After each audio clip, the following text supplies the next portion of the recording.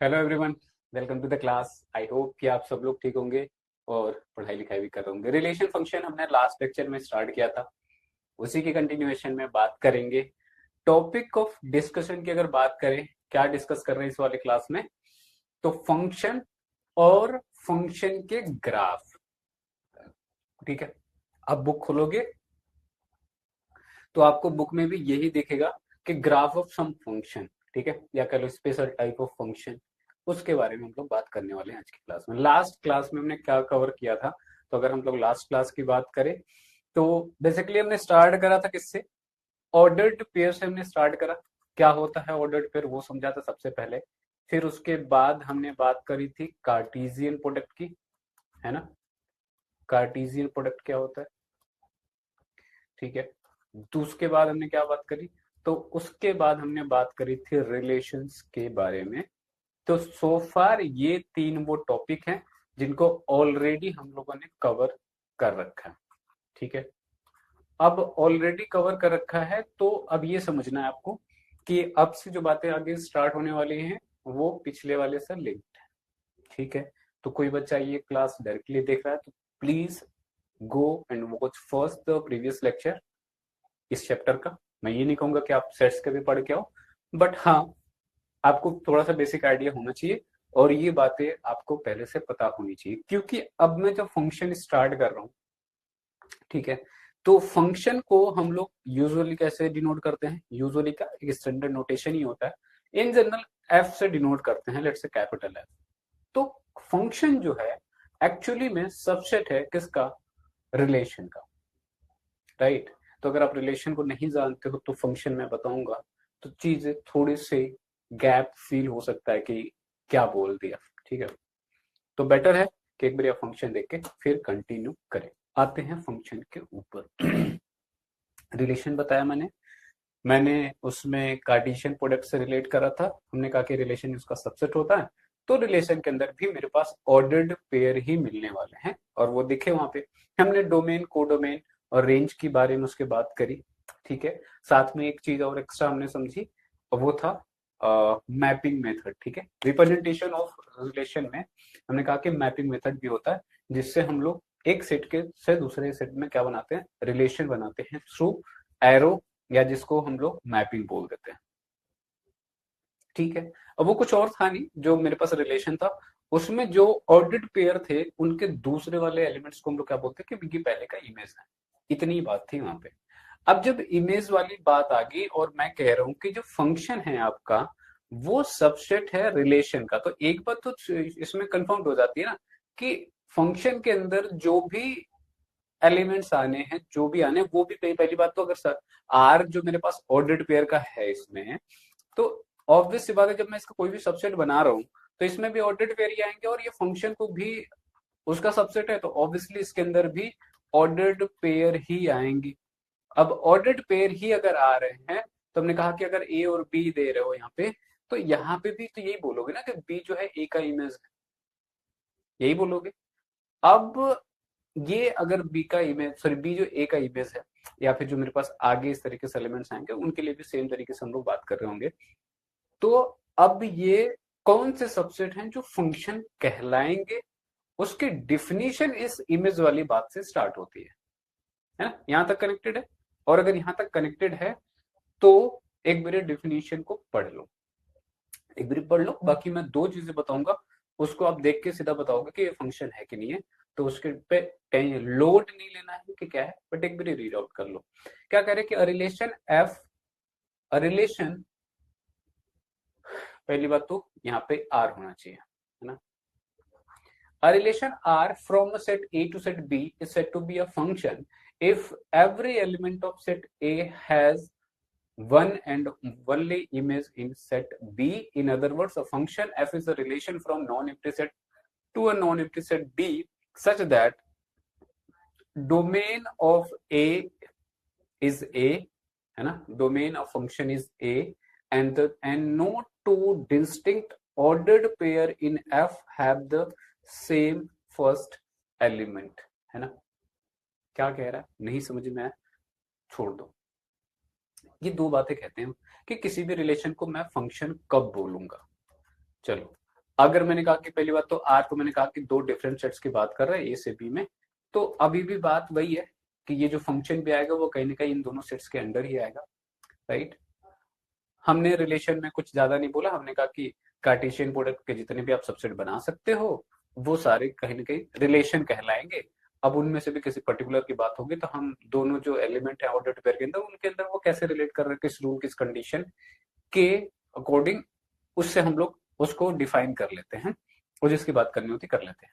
Function में इन्होंने specifically बोला कि हम पहली बात तो उन्हीं रिलेशन को फंक्शन बोलेंगे जिसमें कि दो कंडीशन, मैपिंग मैंने आप लोगों को बता रखी है, ठीक है। इसको हम लोग किससे डिनोट करते हैं, ये किसको डिनोट करता है, तो ये सेट को डिनोट करता है। तो एक बात कंफर्म है कि फंक्शन भी आपका ए से बी में ही बन रहा होगा, ऑब्वियसली सेट ए से सेट बी के एलिमेंट के बीच में ही रिलेशन की हम बात कर रहे हैं, ठीक है। अब ये रिलेशन फंक्शन कहलाने के लिए दो क्राइटेरिया थी। एक तो ये कि इस सेट के अंदर जो भी एलिमेंट ले रहा हूं, लेट्स सपोज कि मैं इसके अंदर ए बी सी तीन इस तरीके से एलिमेंट ले रहा हूं और मेरे पास जो बी सेट है उसके अंदर लेट्स से मैं 1 2 3 इस तरीके से एलिमेंट ले रहा हूं, है ना। तो ऑब्वियस बात है कि इसके अंदर ए आ गया, बी आ गया और सी आ गया, इसके अंदर 1 आ गया, 2 आ गया एंड 3 आ गया, ठीक बात है, ठीक। चलो अगर यहां तक बात सही है तो पहली कंडीशन को ध्यान से सुन लो। हम लोग मैपिंग बना रहे हैं, मैपिंग में रिलेशन में अगर आप लोगों को याद हो तो यहाँ पे 6 एक ऐसा एलिमेंट था जिसका कोई भी इमेज नहीं बना था क्योंकि 6 लेने पे 7 आ रहा था, एक है ना, एक क्वेश्चन मैंने करवाया था। मतलब ऐसा इसमें एलिमेंट हो सकता है जिसकी मैपिंग ना हो रही हो, जिसका कोई भी इमेज ना बन रहा हो रिलेशन के अंदर, ऐसा पॉसिबल है। लेकिन जब हम फंक्शन में आते हैं तो फंक्शन की जैसे पहली क्राइटेरिया ये होती है कि सेट ए जो होगा ना, अगर सेट ए से बी में फंक्शन डिफाइन कर रहे हो तो हर एक एलिमेंट जो कि सेट ए में है उसका एक यूनिक इमेज बनना चाहिए सेट बी के अंदर, ठीक है। अब इस बात का मतलब क्या है, तो पहली बात तो ये कि सेट ए में कोई भी ऐसा एलिमेंट वैकेंट नहीं होगा, कोई भी एलिमेंट ऐसा डी नहीं एग्जिस्ट करेगा जिसका की इमेज सेट बी में ना बन रहा हो, पहली कंडीशन। दूसरी कंडीशन थी कि यूनिक इमेज बननी चाहिए। यूनिक इमेज से क्या मतलब है कि ए का इमेज जो बनेगा वो यूनिक हो, लाइक जो भी बन रहा है यहाँ पे, जैसे ए का इमेज क्या बन रहा है, 3 बन रहा है, सॉरी 2 बन रहा है यहाँ पे। बी का इमेज की मैं बात करूं तो इसकी इमेज 3 बन रही है। तो ऐसा कहीं नहीं होना चाहिए कि एक का एक से ज्यादा इमेज बन जाए, जैसे कि यहाँ पे 2 भी बन जाए इसका इमेज, इसका 3 भी इमेज बन जाए, है ना। यूनिक बनना चाहिए। इसका अगर एक एलिमेंट है तो उसके एक एलिमेंट का एक से ज्यादा मैपिंग नहीं होना चाहिए, एक से ज्यादा इमेज नहीं बनना चाहिए। अगर ये दोनों कंडीशन कोई भी रिलेशन क्वालिफाई करता है तो मैं उसको फंक्शन बोल सकता हूं। इतनी सी ही बात है। अब इतनी सी बात को अगर शॉर्टकट तरीके से मैं बिना कुछ देखे, अगर मेरे पास मैपिंग अवेलेबल हो तो शॉर्टकट ये कह सकते हो कि हम इसको ऐसे देखेंगे। कभी भी आपको क्या देखना, फंक्शन है कि नहीं है ना। इसी इमेज में जो मैंने मैपिंग करवा रखी है इसको मैपिंग बोलते हैं, होपफुली सबको याद है ना। ये मैपिंग मेथड कहलाता है। तो इस मैपिंग मेथड में क्या करना है, सिंपली आपको ये जब एरो दिख रहा है ना, एरो की 3 कंडीशंस होंगी। एरो क्या करेगा, एरो की 3 कंडीशंस ये होगी, ये तो या तो स्ट्रेट होंगे इस तरीके से या फिर ऐसे कनेक्टेड होंगे, है ना। अब जब ऐसे देखोगे और एक तो हो गया कि चलो स्ट्रेट कोई किसी न किसी से कनेक्टेड है इस तरीके से, तो पहला काम तो ये कि मैंने देखा कि इसमें पहली बात कोई भी खाली नहीं है, एक कंडीशन। दूसरा मैंने कहा कि जो ये एरो का सिंबल है ना, अगर मैं यहाँ पे इस चीज को देख रहा हूं तो अगर इस एरो को मैं यहाँ पे जरा एनालाइज करूं तो एक्चुअली में कहने को मैं ऐसा बोल दूं क्या, this is not true, but कहने के लिए ऐसा बोल सकता हूँ क्या कि ये जो एरो के साथ जो बन रहा है इसको एज एन ये लेस देन का सिंबल है ना, ये लेस देन का सिंबल है, ऐसा मैं बोल सकता हूँ क्या। तो कहीं भी जब कोई भी मैपिंग हो और आपको देखना कि ये फंक्शन है कि नहीं है तो सिंपली क्या करो, जहां पे भी मैपिंग देखो क्या कहीं पे लेस देन बन रहा है क्या, अगर लेस देन बना, जैसे ही लेस देन बना, और ये तो मैं कह ही रहा था ना कि एक से ज्यादा इमेज नहीं बनना चाहिए, तो इसका मतलब लेस देन बना तो ये वहीं पे फंक्शन नहीं होगा। बोलोगे सर अगर लेस देन की भी अगर बात है तो ग्रेटर देन भी तो बन सकता है ना। हमने कहा कि अगर ग्रेटर देन बनता है ना, मुझे कोई इश्यू नहीं है इस बात से। अच्छा, ग्रेटर बनने का मतलब यह है कि कोई भी दो एलिमेंट एक से कनेक्टेड हो सकते हैं। लेट्स से यहाँ पे ए और बी मैंने लिया, और ये भी इससे कनेक्टेड है और ये इससे कनेक्टेड है, तो अगर मैं इसको देखूंगा तो ये ग्रेटर का सिंबल है। बोलो क्यों सर? हमने कहा, आपने कहा कि यूनिक इमेज बनना चाहिए, तो हमने कहा कि यूनिक इमेज किसका बन रहा है? सेट ए के किसी एक एलिमेंट का। तो अगर मैं ए के हिसाब से देखूंगा तो ए का तो सिर्फ एक ही इमेज बना ना यहाँ पे। हाँ, बी का भी अलग बात है कि टू ही बन रहा है, तो लेकिन बी के लिए ये यूनिक है, ए के लिए ये यूनिक है। एक एलिमेंट का एक से ज्यादा नहीं है, तो हर एलिमेंट के करस्पॉन्डिंग वो यूनिक है। तो लेस का सिंबल नहीं बनना चाहिए। सेट ए के अंदर, पहले वाले सेट के अंदर कोई भी ऐसा एलिमेंट खाली नहीं होना चाहिए। अगर ये दोनों कंडीशन फुलफिल होती है तो मैं किसी भी रिलेशन को फंक्शन बोल सकता हूं। ठीक बात है, होपफुली बात समझ में आ रही होगी। अब इसमें भी अगर मैं बात करूं, हमने कहा कि अब इस तरीके से मैपिंग दिखाया आपने, और अगर मैपिंग दिखाया तो हमने कहा कि अगर आप ए को बी से कनेक्ट कर रहे हो, या फिर ए को हमने किससे कनेक्ट किया? टू से कनेक्ट किया, तो सिंपली मैं क्या बोलूंगा कि टू इज इमेज ऑफ ए। और अगर इसी चीज को शो करना हो तो हम लोग इसको कैसे शो करेंगे कि टू जो है वो क्या है? तो अब एफ ऑफ ए है। ठीक है, क्योंकि अगर मैं रिलेशन में जा रहा था, अगर इसी को मैं रिलेशन बोलता तो मैं टू को बोलता कि किसके बराबर है? आर ए के बराबर है। लेकिन अब ये रिलेशन क्योंकि क्वालिफाई कर चुका है फंक्शन के लिए, तो अब इसको मैं आर की जगह पे क्या डिनोट कर रहा हूं? किससे? एफ से डिनोट कर रहा हूं। इतनी बातें हमने सबने कर रखी थी। और अगर ये यहाँ पे मैपिंग है, और इसी चीज को, इसी फंक्शन को मुझे ऑर्डर्ड पेयर के टर्म में लिखना हो फिर, तो ऑर्डर्ड पेयर के टर्म में अगर मैं लिखूंगा तो ये फंक्शन कहीं ना कहीं ये इस तरीके से डिफाइंड हो रहा होगा कि वन का इमेज जो है ए के साथ बन रहा है, सॉरी, ए का इमेज वन के साथ बन रहा है। पहले वाले सेट के अंदर क्या है? एबीसी है ना। ठीक है, तो इसका इमेज वन के साथ बन रहा है, बी का इमेज थ्री के साथ बन रहा है, और सी का इमेज वन के साथ बन रहा है, और ये टू था, सॉरी। ठीक है, तो इसको अगर मुझे ऑर्डर्ड पेयर के टर्म में लिखना हुआ तो मैं इस तरीके से लिखूंगा, है ना। अब अगर इसी बात को थोड़ा सा मैं और एक्सटेंड करूं, तो मैं कह रहा हूं कि अगर ये यूनिक इमेज बन रहा है, मतलब एक यहाँ पे जो पहला वाला, ये क्योंकि पहले वाले एलिमेंट पहले वाले सेट से आते हैं, तो इस किसी भी इनमें से किसी भी पहले एलिमेंट का एक से ज्यादा इमेज नहीं बनेगा। मतलब ऑर्डर्ड पेयर में मुझे कभी भी दूसरा कोई ऐसा एलिमेंट कभी पॉसिबल नहीं मिलेगा अगर वो फंक्शन है तो अगर कोई रिलेशन दे दे आपसे और पूछे कि बताओ ये फंक्शन है कि नहीं है, अगर ऑर्डर्ड पेयर के टर्म में, तो मेरे पास क्या कंडीशन होगी? मैं चेक करूंगा कि ए से स्टार्ट होने वाला सिर्फ इस ऑर्डर्ड पेयर में एक ही एलिमेंट होना चाहिए। एक से ज्यादा हुआ, वहीं पे वो क्या हो जाएगा?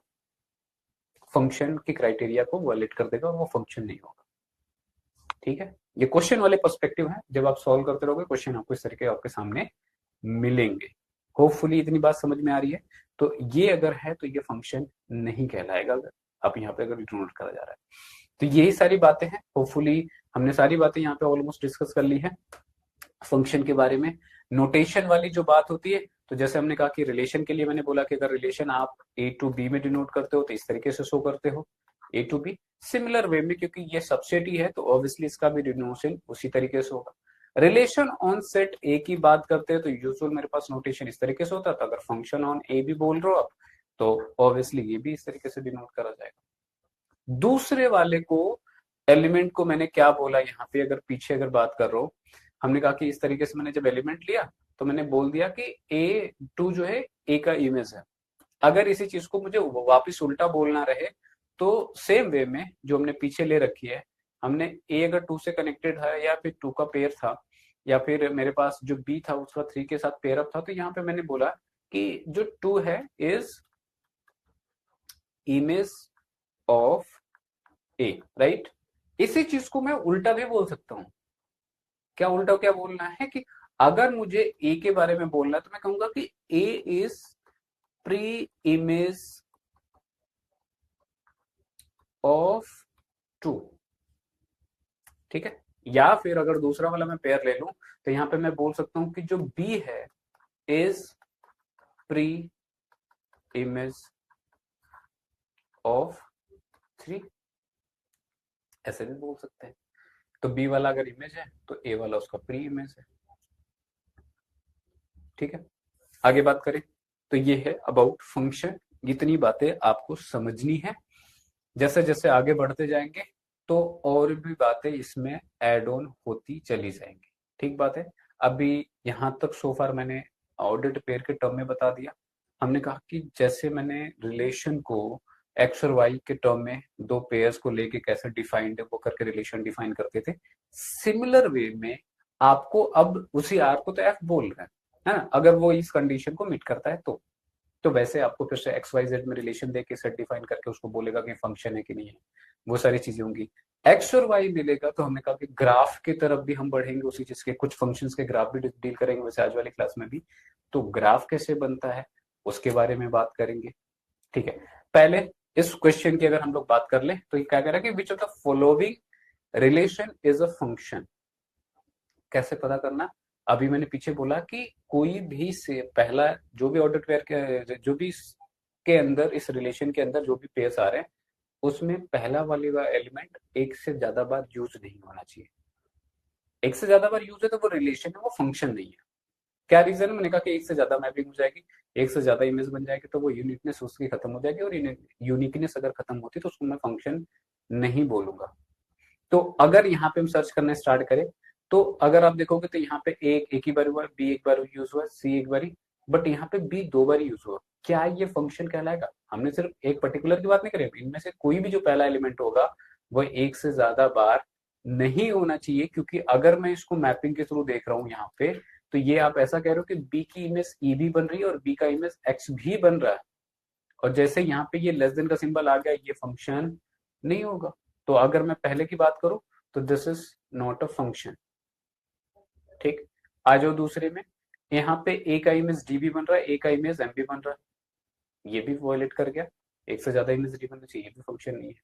सी में आ जाओ, ए बी सी ई, इसमें देखोगे ये सारे पहले वाले एलिमेंट जो है यूनिक है कह लो, एक ही बार यूज मतलब इनका एक ही इमेज बन रहा है, तो क्या ये फंक्शन होगा? Yes, it will qualify for the being function. ठीक, फोर्थ में आ जाओ। फोर्थ में देखते हैं तो फोर्थ में अगेन बी दो बार यूज हो गया, तो ऑब्वियसली इसके भी एक से ज्यादा इमेज बन रहा है, तो यूनिकनेस इसकी खत्म होती है, condition of function is violated, so it is not a function also. ठीक है, तो सी ऑप्शन करेक्ट है। होपफुली बात समझ में आ रही होगी।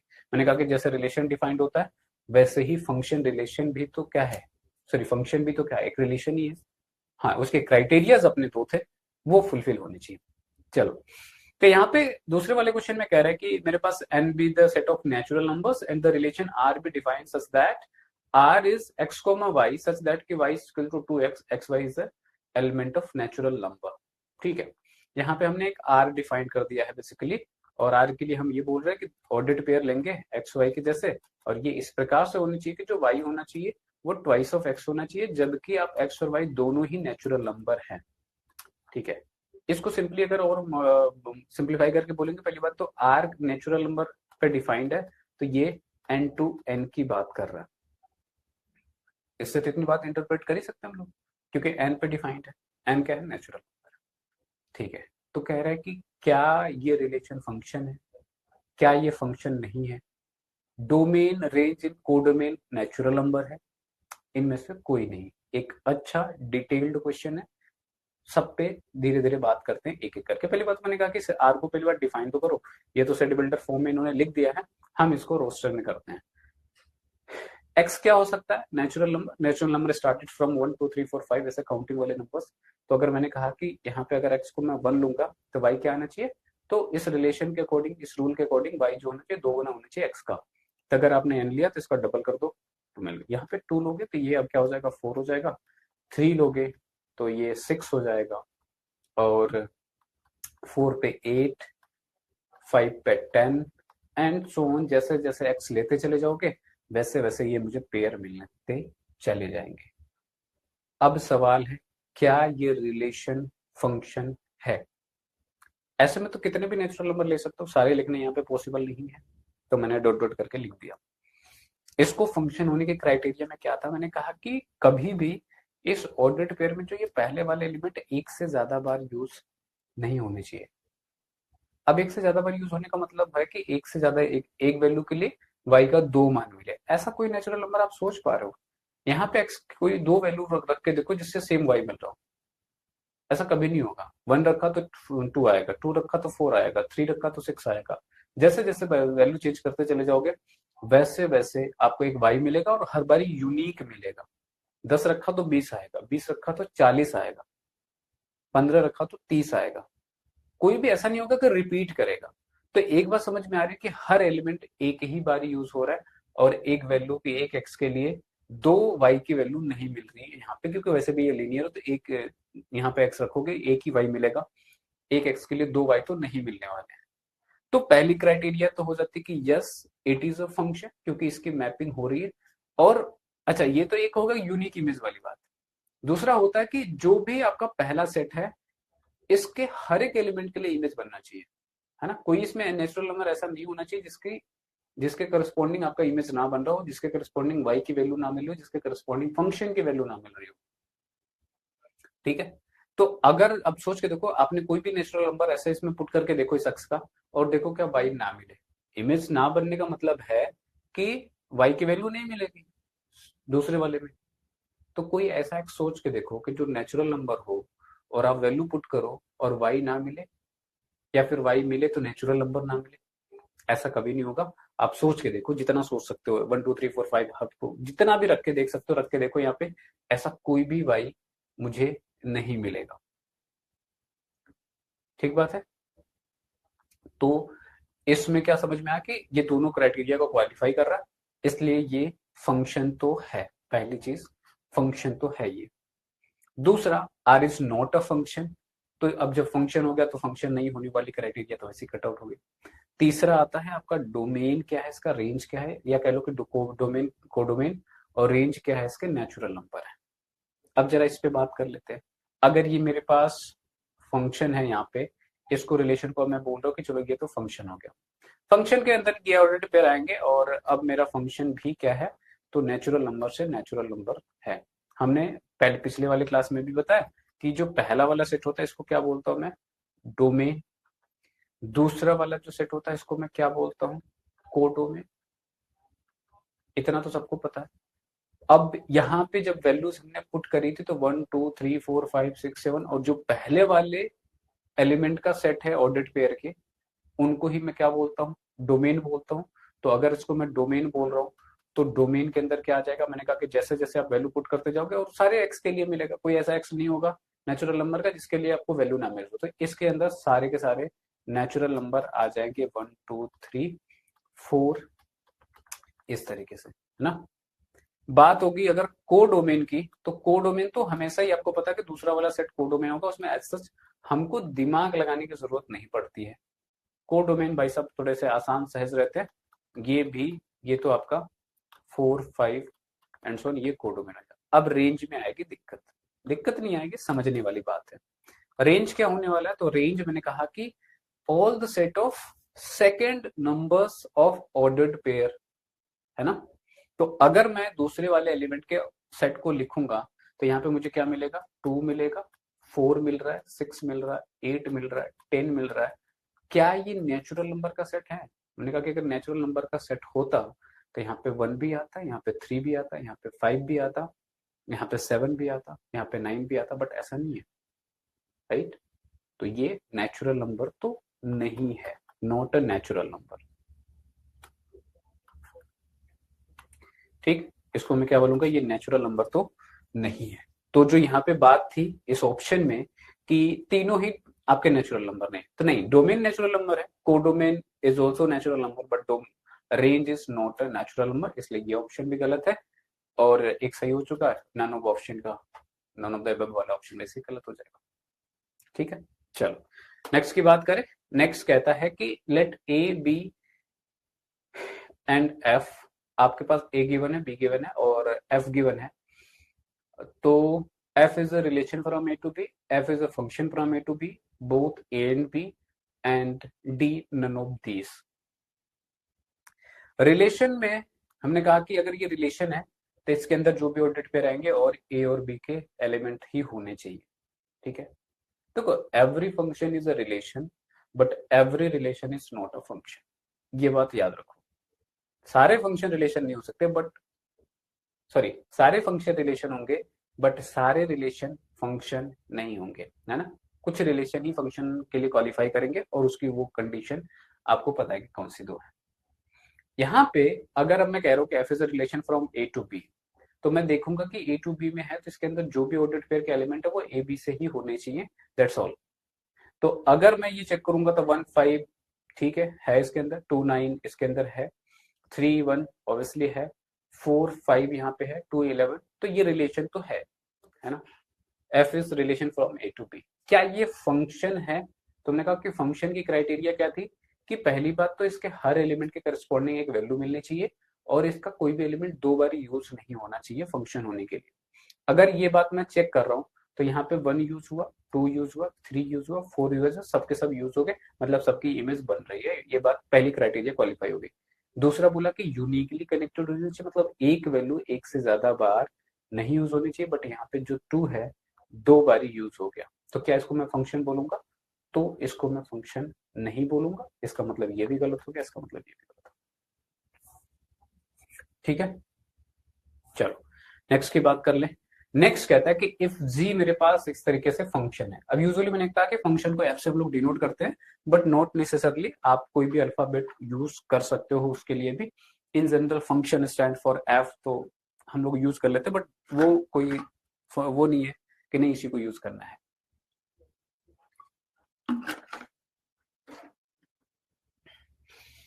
ठीक है, चलो क्या कह रहा है कि g is a function described by the formula gx बराबर alpha plus beta, then what values should be assigned to alpha and beta. बहुत ही अच्छा क्वेश्चन, ये एनसीईआरटी एग्जाम्पलर का क्वेश्चन है। मन करे तो एनसीईआरटी एग्जाम्पलर उठाइएगा, सॉल्व करने की कोशिश करिएगा, बहुत अच्छे क्वेश्चन, प्यारे प्यारे क्वेश्चन मिलेंगे आपको। कह रहा है कि gx मुझे गिवन है, ठीक है, और ये अल्फा एक्स प्लस बीटा है। यूजुअली जो फंक्शन होता है ना इसको हम लोग y से डिनोट करते हैं, ठीक है। ठीक, अगर ये g है तो मैंने कहा कि अगर g को मुझे लिखना हुआ फंक्शन के टर्म में, सेट के टर्म में, तो हम लोग कैसे यूजुअली डिनोट करते हैं? ये तो करते हैं कि यहाँ पे x, y होते हैं और इसके बारे में मेरे पास कुछ रिलेशंस लिखे होते हैं, ठीक है, कुछ ऑर्डर्ड पेयर आते हैं जिसके इस रिलेशन के अंदर, अब वो जो भी आने हैं मैंने कहा कि उस रिलेशन के अंदर यहाँ से मुझे जो मिल रहा है 1 1 मिल रहा है, 2 3 मिल रहा है, 3 5 है, 5 3 है और 4 7 है, राइट। ये मेरे पास यहाँ पे ऑलरेडी गिवन है। एक बात मैंने और आपको समझाई, हमने कहा कि अगर ये 1 लिखा हुआ है तो अगर ये r के अंदर होता तो दूसरे वाले को मैं r ऑफ 1 बोलता, बट इसको मैं क्या बोलूंगा? f ऑफ 1 बोलूंगा। अगर यहाँ पे 2 है तो दूसरे वाला f ऑफ 2 कहलाएगा, इसके अंदर f के अंदर 3 है तो f ऑफ 3, 5 है तो f ऑफ 5, इस तरीके से कहलाएगा। बात समझ में आती है? तो अगर मेरे पास मैं g x मेरा जो डिफाइंड है, ये डिफाइंड है अल्फा एक्स प्लस बीटा से। अगर मैं, क्योंकि x यहाँ पे 1 जो है इस g के डोमेन में है ना, तो अगर मैं इस x को पुट कर दूं 1 तो यहाँ पे क्या मिल जाएगा? इसके करस्पॉन्डिंग g1 मिलेगा।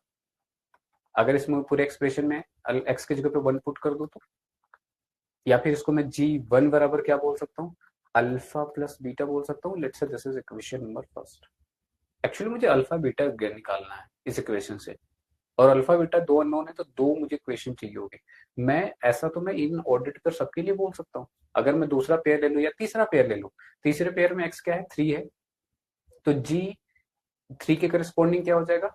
f ऑफ, अच्छा यहाँ पे f की जगह पे हमने g हर जगह यूज किया है तो इसको आप g से ही डिनोट कर लो, अदरवाइज ये कंफ्यूजन क्रिएट करेगा। तो इसको मैं g1 बोल सकता हूँ, ये g2 है, और यहाँ पे दूसरा वाला जो एलिमेंट होगा उसको g ऑफ 3 बोलूंगा, ठीक है। तो अगर मैं अगेन यहाँ पे फिर से पुट कर लेता हूँ कि x की वैल्यू को लेट से मैं 3 ले लेता हूँ, तीसरा वाला पेयर लेने को कोई सा पिक कर सकते हो आप इसमें से। हमने कहा कि यहाँ पे क्या मिलेगा अगर मैं इस इक्वेशन में पुट करूंगा 3, तो अल्फा इंटू 3 प्लस बीटा होगा, है ना। और अल्फा 3, अच्छा एक बात और, यहाँ पे g1 की वैल्यू 1 है ना, तो यहाँ पे इसको मैं 1 लिख दूं क्या? कोई दिक्कत नहीं। और सिमिलर लाइन पे अगर G3 की बात करूंगा तो G3 की वैल्यू 5 है और ये 3 अल्फा प्लस बीटा हो जाएगा। इक्वेशन नंबर 2, दो इक्वेशन दोनों सॉल्व करो, अल्फा बीटा की वैल्यू मिल जाएगी। ठीक है, तो यहां से जब मैं सॉल्व करना स्टार्ट करूंगा तो फ्रॉम इक्वेशन 1 एंड 2 क्या मिलेगा? हमको मिल रही है इक्वेशन 3 अल्फा प्लस बीटा बराबर 5। ठीक है, और दूसरा मुझे अल्फा प्लस बीटा बराबर 1 मिला। दो इक्वेशन है, सब्ट्रैक्ट कर दो, यहाँ से क्या मिलेगा? ये कैंसिल आउट हो जाएगा, 3 अल्फा में से अल्फा कटाओगे तो 2 अल्फा मिलेगा और यहाँ पे आएगा 4। अल्फा की वैल्यू क्या मिल गई आपको? 2। अल्फा की वैल्यू अगर 2 मिल गई तो किसी दूसरे वाले इक्वेशन में पुट कर लो, बीटा की वैल्यू मिल जाएगी। तो हमको पता है कि अल्फा प्लस बीटा की वैल्यू क्या है? 1 आई थी पहले इक्वेशन से। अल्फा की वैल्यू यहाँ पे आप 2 पुट कर लो तो बीटा की वैल्यू क्या मिल जाएगी आपको? यहाँ से बीटा की वैल्यू आपको मिल जाएगी माइनस ऑफ 1। तो अल्फा मिल गया, बीटा मिल गया, और इस क्वेश्चन में आपसे यही पूछा गया है कि अल्फा और बीटा की वैल्यू को हम क्या असाइन कर सकते हैं, है ना। और अल्फा बीटा का लेट्स से इसमें मैं पुट कर देता हूं तो जो जी एक्स आया, है ना, जो जी एक्स आएगा वो क्या है? तो जी एक्स बराबर क्या था? Alpha x plus beta. तो जी एक्स बराबर क्या? अल्फा की वैल्यू मैंने 2 पुट कर दी, 2x हो गया, और बीटा की वैल्यू माइनस ऑफ 1। अब यूजुअली मैंने कहा कि फंक्शन को हम लोग y से भी डिनोट करते हैं, तो y बराबर क्या मिल गया यहाँ से? 2x minus 1। अब जो ऑर्डर्ड पेयर इस f या g के अंडर आ रहे थे, जिसको हम यूजुअली एक्स वाई से डिनोट करते हैं, अगर तो अगर आप देखोगे कि यहाँ पे ऐसे लिख दो क्या मैं कि y जो होगा 2x माइनस 1 होगा। मीनिंग क्या होगा कि जो x अगर डोमेन में आप ले रहे हो तो y की वैल्यू ट्वाइस ऑफ x से एक कम होनी चाहिए, दो गुने से एक कम होना चाहिए। y equals to 2x minus 1 को हम कैसे इंटरप्रेट करेंगे? इसी तरीके से कि y जो है दो x के दो गुने से कम है, राइट। तो एक्स वाई कैसे रिलेट कर रहे हैं, किस रूल के अंदर रिलेट कर रहे हैं, ये बात भी आप डिफाइन कर सकते हो। यूजुअल जो प्रोसेस होता है कि जो हम यहाँ पे ले आए नीचे, ये पहले गिवन होता है, फिर बाकी चीजों को एवेल्युएट करते हैं। इसका उल्टा भी अगर आपको समझ में आ गया, यहाँ से इस क्वेश्चन समझ में आया है, तो आपके पास एक अलग पॉइंट ऑफ व्यू भी सोचने के लिए यहाँ पे मिल गया। तो ऑप्शन वाइज क्या आंसर सही है? सी सही होगा। यहाँ पे थोड़ा सा करेक्ट कर लो इसको, और करेक्शन क्या है? तो ये दो बारी इक्वालिटी आ गई है, तो एक्चुअली में ये माइनस का साइन है। अल्फा की वैल्यू 2, बीटा की वैल्यू -1। नेक्स्ट की बात करें। नेक्स्ट अब आपका जो टॉपिक स्टार्ट हो रहा है इसमें फलन और उनके ग्राफ, है ना। सम फंक्शन एंड देयर ग्राफ। हमारे पास जो फंक्शन और जिनके ग्राफ मुझे जानने हैं वो फंक्शंस क्या क्या हैं, अगर उसकी मैं बात कर लूं तो ये क्या है? हमको बात करनी है आइडेंटिटी फंक्शन के बारे में, हमको बात करनी है constant function, polynomial, rational, modulus, signum, greatest integer function. Is this all the function we study? तो सवाल ये है कि अगर आप बोर्ड की बात कर रहे हो तो हाँ, बोर्ड में आपको इतना ही पढ़ना है, but this is not all. इसके अलावा भी मेरे पास बहुत सारे फंक्शन हैं जिनके बारे में हमको पढ़ना होता है, अगर जी पर्सपेक्टिव से आप देख रहे हो चीजों को तो। फिलहाल के लिए इतने वो फंक्शन है जो आपको कहीं पे भी आएंगे, दिखेंगे, और सबसे ज्यादा बेसिकली आपको ये सबसे फंडामेंटल्स हैं कि आपको इनके बारे में पता होना ही होना चाहिए। ठीक है, एक एक करके बात करते हैं। मैंने फंक्शन दिखा दिया, अभी जी एक्स निकाल के दिखाया, वाई और एक्स में रिलेशन दिखा दिया। अब ये जितने टाइप ऑफ फंक्शन है तो अंडर दियर ओन डिफिनीशंस ये कैसे डिफाइंड हो रहे हैं वहां पे डिफाइन करा जाएगा, और उनके पर्टिकुलर ग्राफ को आपसे पूछा जाएगा, आपको बताना है या ड्रॉ करनी है। ग्राफ के बारे में एक दो चीजें आप लोगों को जिसमें बता दूं, ऐसा नहीं है कि आप लोग ग्राफ से परिचित नहीं हो, या फिर ये टर्म ऐसा है कि जो पहली बार आपके सामने आ रहा है, आप लोग इससे पहले बार रूबरू नहीं हो रहे हो, आप लोग पहले से जानते हो कि ग्राफ क्या होता है। हिंदी में हम लोग आलेख बोलते हैं इसको, ठीक है। आलेख क्या होता है? हमने कहा कि अभी तक y और x का रिलेशन दिखा। ग्राफ में बेसिकली क्या होता है? मेरे पास कोऑर्डिनेट एक्सिस होती है, एक x होता है, दूसरा y होता है। कोऑर्डिनेट ज्योमेट्री सबने पढ़ रखी है, इतना बेसिक वाला 10th क्लास में तो सबने पढ़ी ही है, राइट। तो एक्स वाई जनरली क्या होता है? जब मैंने आपको ऑर्डर पेयर समझाया तो हमने कहा कि यही तो होता है, एक पॉइंट तो होता है। अभी जब मैं फंक्शन के अंडर बता रहा था और यहाँ पे एक्सप्रेशन ऑफ एक्स था, तो हमने कहा कि इसको मैं वाई बोलता हूँ, और इस साइड में एक्स का कुछ एक्सप्रेशन होता है जो वाई को बता रहा होता है। तो हर x के करस्पॉन्डिंग मुझे y मिल रहा होता है, और हर बारी जब x और y मुझे मिल गया तो एक पॉइंट मिल जाएगा। और जब मेरे पास डोमेन है, एक इंटरवल है, एक इंटरवल में मैं जैसे जैसे x की वैल्यू लिखते जाऊंगा, जहां पे भी उसका डोमेन होगा, उससे मुझे एक सेट ऑफ पॉइंट्स मिलेंगे। अगर वो सेट ऑफ पॉइंट्स कुछ इस तरीके से हैं, लेट्स से, तो मैंने कहा कि अगर मैं इन पॉइंट्स को ही क्या कर दूंगा, इन पॉइंट्स को अगर मैं मिला दूं, तो इससे मुझे क्या मिलता है, एक ग्राफ मिल जाता है। इसको मैं क्या बोल रहा हूं, तो दिस इज आर ग्राफ। ठीक है, और ये ऐसा किसी भी फंक्शन के लिए हो रहा होगा। अब जब ये एक्स वाई कैसे आ रहे हैं ये बात आपको पहले से पता हो, तो मेरे लिए वैल्यूज निकालना एक्स और वाई की आसान हो जाएंगी, और उस वैल्यूज को मुझे कोऑर्डिनेट एक्सिस पे प्लॉट करना आसान होगा। प्लॉट कर सकते हैं, पॉइंट को डिनोट कर सकते हैं, सारे पॉइंट्स को मिला दिया तो मेरे पास ग्राफ मिल गया। This is all about we going to discuss in this topic again. ठीक है, बात करें, आ जाओ एक एक करके बात करते हैं। जो फर्स्ट फंक्शन है आपका आइडेंटिटी फंक्शन है, तत्समक फलन। क्या मीनिंग है तत्समक फलन का, या कैसे बोलते इसको? तो पहली बात, फर्स्ट थिंग फर्स्ट, वो ये कि फंक्शन हमेशा कहाँ पे डिफाइंड है, वो बात आपको हमेशा ही गिवन होता, और नहीं गिवन होता तो आपको पहले वो वही आइडेंटिफाई करना। मेरे पास अगर फंक्शन एफ बोल रहा हूँ, तो यहाँ पे ये कह रहा है कि आइडेंटिटी फंक्शन क्या होता है, आर टू आर में डिफाइंड होता है। मतलब ये R stand for real number है ना, तो ये दो सेट हैं रियल नंबर के जिनमें ये क्या है, डिफाइंड है। मतलब आर रियल नंबर का रियल नंबर से इमेज बन रहा है। ठीक है, रियल नंबर में वैल्यूज लेते जाओगे तो दूसरी भी एक वैल्यू मिलती जाएगी, इस रिलेशन के इस आर में ही मिलेगी दूसरी वाली वैल्यू, इमेजिंग बनने का रियल नंबर से। ये फंक्शन को कैसे लिखा है, तुमने कहा कि एफ एक्स बराबर हम लोग एक्स लिखते हैं, और यहाँ पे इसको अगर वाई में इसको कर दूं तो ये मेरे पास क्या है, आइडेंटिटी फंक्शन है एफ एक्स। ये इस तरीके से रिलेट कर रहा है। या फिर इसी को फर्दर मैं बोल दूं तो ये y बराबर क्या है, x है। अगर आप लोगों को पहले से थोड़ी सी चीजें अगर याद हो, तो वैसे भी अगर नहीं भी याद हो तो रिकॉल करने की कोशिश करो। हमने स्ट्रेट लाइन के बारे में पढ़ा, y बराबर mx प्लस सी ना, सुनी कहानी है, सुनी सुनाई देखी वैसे। तो अगर y बराबर mx प्लस सी है तो हम लोग बोलते हैं ये स्ट्रेट लाइन है, राइट। और ये स्ट्रेट लाइन है, और जिसमें कि इसका स्लोप जो है वो m है ना, स्लोप m है, और c जो है इंटरसेप्ट है, राइट। अगर y बराबर x कह रहा हूं तो यहां पे भी बात तो वही है, y बराबर 1 इंटू एक्स प्लस सी, मतलब जो कि 0 है। तो c जहां पे 0 है, इंटरसेप्ट 0 है, और m की वैल्यू 1 होने का मतलब कि tan थीटा की वैल्यू 1 है, इसका मतलब कि थीटा की वैल्यू 45 है। मतलब ऐसा लाइन जो कि 45 डिग्री के इंक्लिनेशन पे है, और जिसका इंटरसेप्ट 0 है, और इंटरसेप्ट जब 0 होता है तो वो लाइन कहां से पास करती है, वो लाइन पास करती है ओरिजिन से।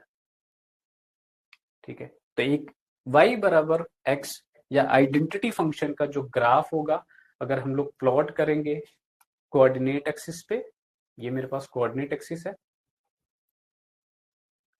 ठीक है। अगर ये मेरा कोऑर्डिनेट एक्सिस है, हमने कहा कि लाइन कैसे ड्रॉ होगी, तो line will be drawn by a line passing through origin with zero intercept. Passing through origin बोल दिया तो ये आपके पास जीरो ही होगा।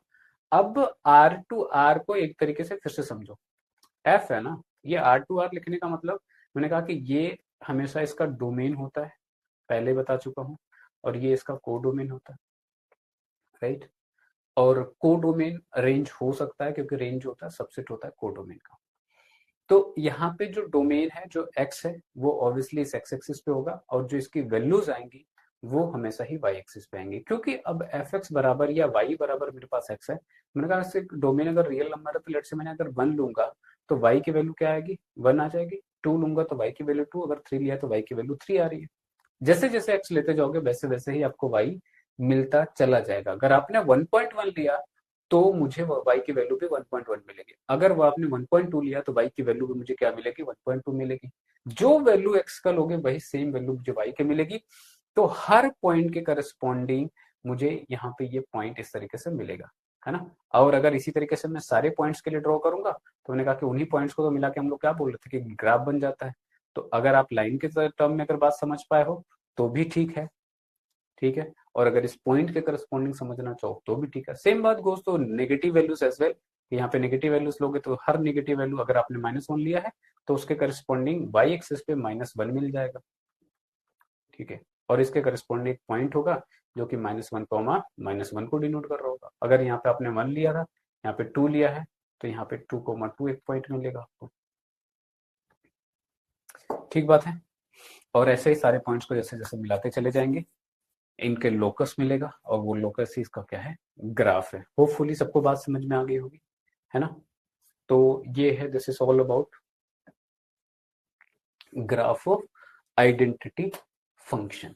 नेक्स्ट फंक्शन आता है आपका, अच्छा ये तो ग्राफ हो गया, ये मैंने ऑलरेडी प्लॉट कर रखी है, तो सिमिलर वे में आप इसको भी रेफर कर सकते हो। दूसरा आता है आपका कांस्टेंट फंक्शन। कांस्टेंट फंक्शन क्या होता है, तो हमने कहा कि दो बातें हमेशा, फंक्शन कहाँ पे डिफाइंड है, तो ये कह रहे हैं कि एक फंक्शन ऐसा है जो कि R के लिए डिफाइंड है, मतलब रियल नंबर के लिए डिफाइंड है। फंक्शन को डिनोट कैसे कर रहे हैं, तो ये कह रहे हैं कि एफ एक्स बराबर मैं सी लिख रहा हूं, जहां पे सी क्या है, तो सी इज कोई भी कांस्टेंट है ना। और एफ एक्स बोल रहा है, एक्स का फंक्शन बोल रहे हो, तो एक्स बोल रहा है कि ये एलिमेंट ऑफ आर है, और सी मेरे पास कोई भी कांस्टेंट है। कोई भी कांस्टेंट क्या होगा, रियल नंबर ही होगा। तो यहाँ पे आप कह दो कि ये कांस्टेंट है, ये कांस्टेंट कुछ भी हो सकता है, ठीक है। अब बोलोगे सर यहाँ पे एफ एक्स लिख दिया आपने, एफ एक्स बराबर सी लिखा, बट यहाँ पे कहीं पे एक्स तो मुझे नहीं दिखाई दे रहा। हमने कहा कि थोड़ी सी अंतरात्मा की आवाज से, अंतरात्मा से देखो, तो वो दिखेगा कि है यहाँ पे एक्स, ऐसा लिख सकते हैं, है ना, एक्स है। अब एक्स एलिमेंट ऑफ आर है, ठीक है। अब जो भी नंबर यहाँ पे ले लो, रियल नंबर में से एक्स को रियल नंबर लेंगे, तो जैसे जैसे एक्स के वैल्यू लेते जाएंगे इसमें पुट करते चले जाएंगे। सी कोई भी कांस्टेंट है, अब इन जनरल सी बोलते हैं, अगर मान लो किसी कोई पर्टिकुलर केस हुआ तो लेट्स से सी बराबर 2 ले लिया आपने। आप एक्स की वैल्यू यहाँ पे कुछ भी ले लो, इसके पावर अब यहाँ पे है 0, तो ये तो 0 ही उसको समझो, उसको 1 ही बना देगा, क्योंकि किसी नंबर के पावर 0 क्या बनाता है, क्या वैल्यू देता है, 1 देता है, तो ये तो अभी भी वही मिलेगा। लेकिन अब जब y की वैल्यू किसी भी, अब जो भी मान लो 2 पुट किया तो 2 के पावर 0 इज 1 इंटू सी, सी मिला। 1 पुट किया तो 1 के पावर 0 इंटू सी, सी मिला। 3 पुट किया तब भी वही मिल रहा है। -1.5 पुट किया तो भी सी मिल रहा है। मतलब in any case for any value of x, x की वैल्यू बढ़ा लो घटा लो, हर बारी y की वैल्यू क्या मिल रही है, सी ही मिल रही है ना। ग्राफ पे कैसे प्लॉट करेंगे, हमने कहा कि x कुछ भी हो जाए, y की वैल्यू क्या मिलनी है हमको, c मिलनी है, ठीक है। तो अब जैसे x तो मेरा इस एक्सिस के ऊपर होगा, y मेरा इस एक्सिस के ऊपर होगा, y c कोई पर्टिकुलर वैल्यू है ना, कोई कांस्टेंट है, वो कोई भी हो सकती है, नेगेटिव पॉजिटिव कोई भी वैल्यू हो सकती है। लेट्स से कि मैं ये सो मान लेता हूँ कि c कोई पॉजिटिव वैल्यू है, और ये कहीं पे y बराबर यहाँ पे ये c है, ठीक है। आप x की वैल्यू बढ़ा रहे हो, है ना, या घटा रहे हो, जो भी कर रहे हो। लेट्स से मैंने x की वैल्यू यहाँ पे ली, तब भी इसके करस्पॉन्डिंग y की वैल्यू कहाँ पे मिल रही है, यहीं पे मिल रही है। आपने यहाँ पे लिया तब भी यहीं पे मिल रहा है, आपने x को और बढ़ाया तब भी ये यहीं पे मिला, और आगे किया तब भी यहाँ पे मिला। नेगेटिव साइड चले गए तब भी आपको y सेम मिल रहा है, क्योंकि हमेशा c ही मिलना है इसको। अब इस तरीके से करते करते आपको इस तरीके से क्या मिल जाएंगे, पॉइंट्स मिल जाएंगे, और इन्हीं पॉइंट्स को मैंने कहा कि एक स्ट्रेट लाइन से अगर आप जोड़ दोगे तो ये क्या हो जाएगा, इसका ग्राफ हो जाएगा। तो y बराबर सी, एफ एक्स बराबर सी, कॉन्स्टेंट फंक्शन का जो ग्राफ होता है वो हमेशा ही क्या होता है, एक स्ट्रेट लाइन होता है जो पास करता है c से। अब c क्या है, y की वैल्यू है, या फिर कह दो एक ऐसी लाइन है जो कि horizontal to, sorry parallel to x axis होती है। अगर c मान लो निगेटिव होता, उस केस में मेरे पास क्या मिलता, इस केस में मेरे पास ग्राफ जो होता है नीचे से पास कर रहा होता, कोई यहाँ से पास कर रहा होता, बट जो भी ग्राफ होगा हमेशा ही जो होगा always parallel to x axis graph मिलेगा। अब यहाँ पे अगर लेट्स से सी की वैल्यू मान लेते हैं कि -2 है, राइट, तो ये पॉइंट आपके पास क्या मिलता, ये -2 वाला पॉइंट होता, ठीक है। तो इस -2 से एक हॉरिजॉन्टल लाइन पास करता हूँ, आपके पास क्या मिल जाएगा, आपके कांस्टेंट फंक्शन की वैल्यू मिल जाएगी, ठीक है, और ये इसका आपको ग्राफ मिल जाएगा। होपफुली समझ में आ रही है सबको ये बात, ठीक है। नहीं समझ में आती है तो आपके पास कमेंट का ऑप्शन है, आप बिल्कुल कमेंट करोगे, we will try to reach out to you, ठीक है। नेक्स्ट की बात करें, ये इसका ग्राफ है, होपफुली समझ में आया होगा आप सबको, ठीक है। अब इसके आगे पोलिनोमियल फंक्शन एंड अदर भी फंक्शन है, उन पे हम लोग कल बात करेंगे, ठीक है। होपफुली यहां तक बातें आप लोगों को समझ में आई हैं। सो अगर समझ में आई है, फिर भी अगर मान लो कहीं पे आप लोगों को दिक्कत आती है, तो क्या करना है आपको, फिलो ऐप को डाउनलोड करना है, अपने क्वेश्चन, प्रॉब्लम, कॉन्सेप्ट जो भी दिक्कत है, आपको उस पर फोटो खींच के उसको अपलोड करना है। विद इन 60 सेकेंड आपके पास लाइव ट्यूटर्स होंगे जो आपसे चैट करेंगे, आपसे 1 to 1 बात करेंगे, कहाँ पे आपको दिक्कत है वो डील कर डिस्कस करेंगे और आपको सोल्यूशन मिलेगा। बाकी यहाँ वीडियो पसंद आया हो, चाहे आपने पीछे से देख रहा हो या कंटिन्यूअसली देख रहा हो या फिर इस वीडियो को देख रहा हो, वीडियो अगर पसंद आता है, वीडियो को आपको लाइक करना है, अपने दोस्तों के साथ शेयर करना है ताकि उनका भी बेनिफिट हो और वीडियोस कंटिन्यूअसली आपको मिलता है, इसलिए चैनल को सब्सक्राइब भी करना है, ठीक है। सो ऑन दिस नोट आज की क्लास को यहीं तक रखेंगे। So this was all for today class and thank you for watching.